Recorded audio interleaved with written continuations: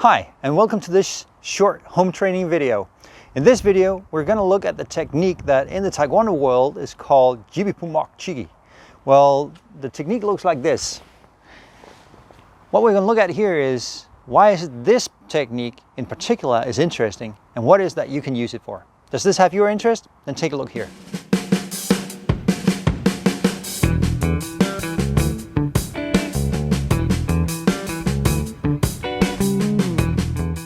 Okay, the Jebipoom Mok Chigi is an upward block like this, an olgulmagi, but with your open hand like this.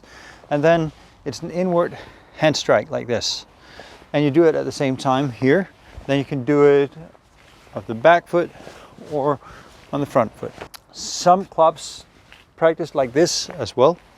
Both of them can be equally right.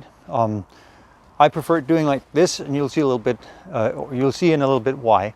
So when we have an opponent coming, of course I can just move my hand up as she comes towards me and then step in and hit her there, or at the other direction here, to get her down here and get control of her arm.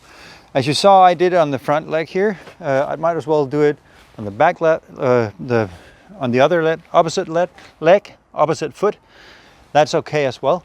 It doesn't really matter in this context. The thing is that I use it to move in and to get away from the arm that's striking towards my head.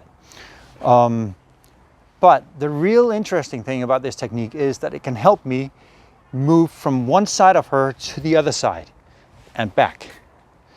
And the way that I do that is when I stand in here, I simply move this hand downward and then it moves up like an upward block. And then at the same time, I step back with my foot and then I grab her arm and I step in from the other side here. Then I move it under her arm and I move it up again here. I swap hands, so I grab her and then I step in again here. And if I stand like this and Emma moves back a little bit, you'll see that this is the posture that I'm having. So I'm actually having this Jebipoom Mok Chigi. And if we have the other hand from this side and I step in here and Emma steps back, you'll see it is close to this posture as well. So that's the posture I'm doing. Then what we can do is we can do it as a flow drill to help our body learn how to move from one side to the other. In that situation, you just have her hand there and then you move, start slowly like this, and then you speed up like this. So your body gets accustomed to moving from one side to another. And one thing that you have to notice here is that when I'm swapping, my hands are crossing here.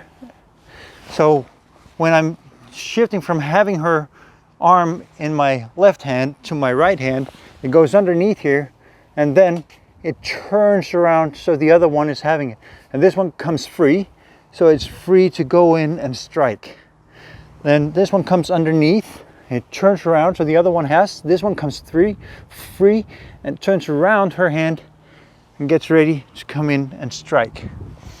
And here you have this motion, and you have in some katas, some forms, you have this motion. For instance, in the Pyung Ahn, Pinan, Heian, Oran, Goran, you have this one. Here, that's what I do. And that's the same thing. So when I'm standing here and I'm swapping, I go in and have this motion.